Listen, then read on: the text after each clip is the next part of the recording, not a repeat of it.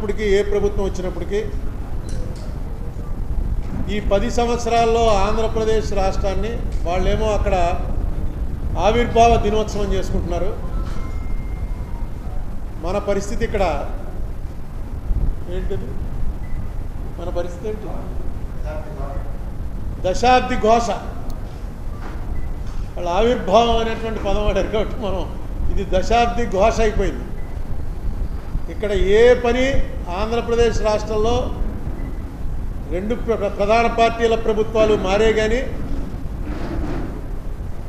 ఏ పని జరగలేదు. ఉదాహరణకి స్పెషల్ కేటగిరీ స్టేటస్ అనేది ఆ రోజున పెద్ద దాంతోటే కొంచెం ఉపశమనం వచ్చింది అందరికీ. ఏదో మనకి దాని అర్థం కూడా ఎవరికి తెలియకపోయినా స్పెషల్ కేటగిరీ స్టేటస్ ఇస్తున్నట్ట మన్మోహన్ సింగ్ గారు డైరెక్ట్గా చెప్పారు. వెంకయ్యనాయుడు గారు అపోజ్ చేశారు. అంటే అర్థం ఏంటంటే కాంగ్రెస్ కాకుండా బీజేపీ రూలింగ్కి వచ్చినా 10 ఏళ్ళు ఇవ్వాలి కానీ 5 ఏళ్ళు ఏంటని ఆయన గొడవ చేశాడు. మీకు అందరికి గుర్తుండే ఉంటుంది. 10 ఏళ్ళు ఇవ్వాలి 5 ఏళ్ళు ఏంటంటే 5 ఏళ్ళు ఎందుకు సరిపోతుందని. గ్యారంటీగా స్పెషల్ కేటగిరీ స్టేటస్ ఏదో వస్తుందట అని అనుకున్నాం. సరే దాన్ని తీసి పక్కన పెట్టారు. రిసోర్స్ గ్యాప్ అని మొత్తం డబ్బంతా హైదరాబాద్లో వస్తుంటే హైదరాబాద్కి వెళ్ళిపోతుంటే ఆంధ్ర అంటూ రాష్ట్రాన్ని ఏర్పరిచి మేము ఎలా నడుపుతామండి, ఎలా నడుపుకోగలం అంటే రిసోర్స్ గ్యాప్ ఏదైతే ఉందో ఫస్ట్ ఇయర్ అంటే 2014-15లో రిసోర్స్ గ్యాప్ ఏదైతే ఉందో అది కేంద్ర బడ్జెట్లో పెట్టి దాన్ని ఫుల్ఫిల్ చేస్తాం. అది యాక్ట్లోనే పెట్టారు. అయితే చంద్రబాబు నాయుడు గారు గవర్నమెంట్ రాగానే 32,625 కోట్లు 32,625 కోట్లు రిసోర్స్ గ్యాప్ ఉందని ఒక మొత్తం అన్ని రాసి ఎలా వచ్చిందో గ్యాప్, తెలంగాణ విడిపోయి హైదరాబాద్ వెళ్ళిపోవటం వల్ల మనకు ఆ గ్యాప్ ఎలా వచ్చిందో క్లియర్గా లెక్కలేసి చంద్రబాబు నాయుడు గారి గవర్నమెంట్ పంపించారు.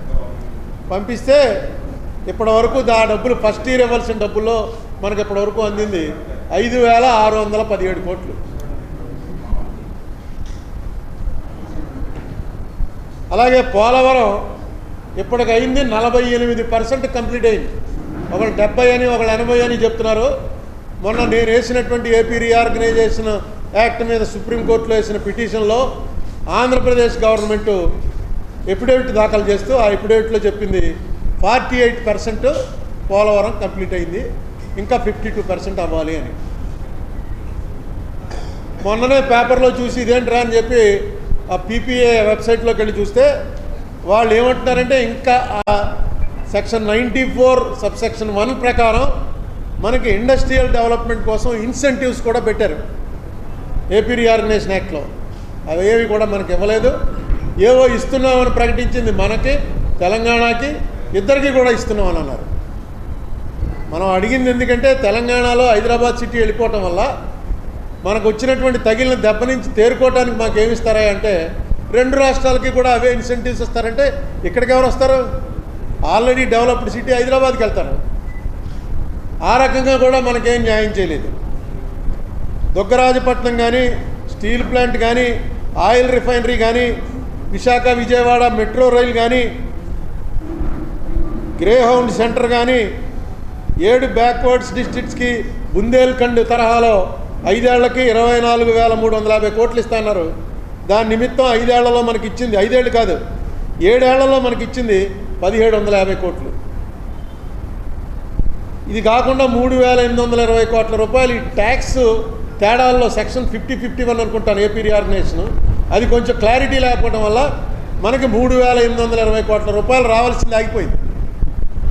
అది ఎలాగ సెటిల్ చేసి ఇప్పించాలి, లేకపోతే సెంటర్ పే చేయాలి. అది కూడా ఏమి దీని అంతటికీ కారణం ఏంటంటే నేను అనుకోవటం ఇక్కడి నుంచి దీని మీద గట్టిగా స్ట్రెస్ చేసేవాడు ఎవడో లేడు. వీళ్ళు కోర్టులో వేసిన ఎఫిడవిట్ ప్రకారం ఆంధ్రప్రదేశ్ గవర్నమెంట్కి, తెలంగాణ గవర్నమెంట్కి షెడ్యూల్ 9, షెడ్యూల్ 10 సంబంధించినటువంటి ఆస్తుల్లో 1,42,601 కోట్ల రూపాయల విలువైన ఆస్తులు. ఇది ఎప్పుడు 23 నాటికి, ఇవాళ ఇంకా పెరిగి ఉండొచ్చు. వీటిల్లో మనకి 58% రావాలి. 1,42,000 కోట్లలో 58% మనకి, 42% వాళ్ళకి జనాభా ప్రాతిపదికన పంచండి అని చెప్పి క్లియర్గా ఏపీ రీఆర్గనైజేషన్ యాక్ట్లో పెట్టారు. దాని మీద షెలాబిడే కమిటీ అన్నారు. మొన్న ఈ మధ్య డిస్ప్యూట్ రెజల్యూషన్ కమిటీ అని union home secretary, AP Telangana chief secretaries తోటి ఒక కమిటీ వేశాం. దీని ప్రకారం ఈ 245 ఇన్స్టిట్యూషన్స్ ఏవైతే ఉన్నాయో ఆ 245 ఇన్స్టిట్యూషన్స్ ఎవరెవరికి ఏమేమి చెందుతాయన్నది, అందులో పనిచేస్తున్న 159,096 మంది ఎంప్లాయీస్కి వాళ్ళ పరిస్థితి ఏంటి. ఇందులో చాలామంది రిటైర్ అయిపోయారు. రిటైర్ అయిపోయిన వాళ్ళకి ఎవరు వాళ్ళ రిటైర్మెంట్ పెన్షన్లు తెలంగాణ ఇవ్వాలా, ఆంధ్ర ఇవ్వాలా, అది కూడా ఇంకా తేలలేదు. అలాగే బచావతి అవార్డు అని 76లో ఇచ్చినటువంటి అవార్డు ప్రకారం వాటర్ ఎలా వాడుకోవాలన్నది ఆంధ్రప్రదేశ్ రాష్ట్రం అన్నదే ఉందప్పుడు. ఇప్పుడు ఆంధ్ర తెలంగాణ విడిపోయిన తర్వాత ప్రతి సంవత్సరం 2 నెలలకోసారో వాళ్ళు ఎలక్ట్రిసిటీ ప్రొడ్యూస్ చేస్తూనే ఉంటారు. పవర్ ప్రొడక్షన్ అంటూ స్టార్ట్ అవగానే సముద్రంలోకి నీళ్ళు వెళ్ళిపోతాయి. ఆంధ్రాకేమో తాగునీరు, సాగునీరు అవసరాలను ఏవి పట్టించుకోకుండా తెలంగాణ గవర్నమెంట్ అనౌన్స్ చేసేస్తుంది, కరెంట్ కావాలి మాకు, కరెంట్ ప్రొడ్యూస్ చేస్తున్నామని. ఇది ఒకటి ఆనవాయితీ కింద అయిపోయింది. దీని మీద కూడా ఎలాగే ఎప్పుడు అసలు ఏమిటంటే మనకు ఫండమెంటల్ రూల్ ఏంటంటే ఫస్ట్ ప్రయారిటీ తాగునీరు, పవర్ ప్రొడక్షన్ కాదు. డ్రింకింగ్ వాటర్ అనేది ఫస్ట్ ప్రయారిటీ.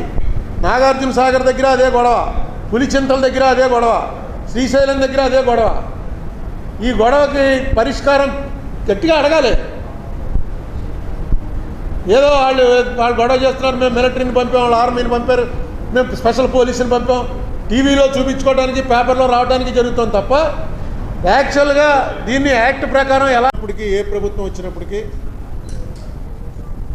ఈ 10 సంవత్సరాల్లో ఆంధ్రప్రదేశ్ రాష్ట్రాన్ని వాళ్ళేమో అక్కడ ఆవిర్భావ దినోత్సవం చేసుకుంటున్నారు. మన పరిస్థితి ఇక్కడ ఏంటిది? మన పరిస్థితి ఏంటి? దశాబ్ది ఘోష. వాళ్ళ ఆవిర్భావం అనేటువంటి పదం వాడారు కాబట్టి మనం ఇది దశాబ్ది ఘోష అయిపోయింది. ఇక్కడ ఏ పని ఆంధ్రప్రదేశ్ రాష్ట్రంలో 2 ప్రధాన పార్టీల ప్రభుత్వాలు మారే కానీ ఏ పని జరగలేదు. ఉదాహరణకి స్పెషల్ కేటగిరీ స్టేటస్ అనేది ఆ రోజున పెద్ద దాంతోటే కొంచెం ఉపశమనం వచ్చింది అందరికీ. ఏదో మనకి దాని అర్థం కూడా ఎవరికి తెలియకపోయినా స్పెషల్ కేటగిరీ స్టేటస్ ఇస్తున్నట్ట మన్మోహన్ సింగ్ గారు డైరెక్ట్గా చెప్పారు. వెంకయ్యనాయుడు గారు అపోజ్ చేశారు. అంటే అర్థం ఏంటంటే కాంగ్రెస్ కాకుండా బీజేపీ రూలింగ్కి వచ్చినా 10 ఏళ్ళు ఇవ్వాలి కానీ 5 ఏళ్ళు ఏంటని ఆయన గొడవ చేశాడు. మీకు అందరికి గుర్తుండే ఉంటుంది. 10 ఏళ్ళు ఇవ్వాలి, 5 ఏళ్ళు ఏంటంటే 5 ఏళ్ళు ఎందుకు సరిపోతుందని. గ్యారంటీగా స్పెషల్ కేటగిరీ స్టేటస్ ఏదో వస్తుందట అని అనుకున్నాం. సరే, దాన్ని తీసి పక్కన పెట్టారు. రిసోర్స్ గ్యాప్ అని మొత్తం డబ్బంతా హైదరాబాద్లో వస్తుంటే, హైదరాబాద్కి వెళ్ళిపోతుంటే ఆంధ్ర అంటూ రాష్ట్రాన్ని ఏర్పరిచి మేము ఎలా నడుపుతామండి, ఎలా నడుపుకోగలం అంటే రిసోర్స్ గ్యాప్ ఏదైతే ఉందో ఫస్ట్ ఇయర్ అంటే 2014-15లో రిసోర్స్ గ్యాప్ ఏదైతే ఉందో అది కేంద్ర బడ్జెట్లో పెట్టి దాన్ని ఫుల్ఫిల్ చేస్తాం. అది యాక్ట్లోనే పెట్టారు.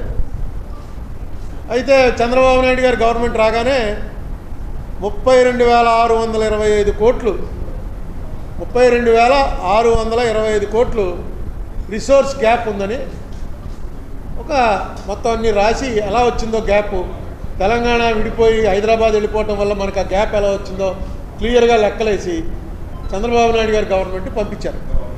పంపిస్తే ఇప్పటివరకు ఆ డబ్బులు ఫస్ట్ ఇయర్ ఇవ్వాల్సిన డబ్బుల్లో మనకు ఇప్పటివరకు అందింది 5,617 కోట్లు. అలాగే పోలవరం ఇప్పటికి అయింది 48% కంప్లీట్ అయింది. ఒకళ్ళు 70 అని ఒకళ్ళు 80 అని చెప్తున్నారు. మొన్న నేను వేసినటువంటి ఏపీ రీఆర్గనైజేషన్ యాక్ట్ మీద సుప్రీంకోర్టులో వేసిన పిటిషన్లో ఆంధ్రప్రదేశ్ గవర్నమెంట్ ఎఫిడవిట్ దాఖలు చేస్తూ ఆ ఎఫిడవిట్లో చెప్పింది 48% పోలవరం కంప్లీట్ అయింది, ఇంకా 52% అవ్వాలి అని. మొన్ననే పేపర్లో చూసి ఇదేంట్రా అని చెప్పి ఆ పీపీఏ వెబ్సైట్లోకి వెళ్ళి చూస్తే వాళ్ళు ఏమంటున్నారంటే ఇంకా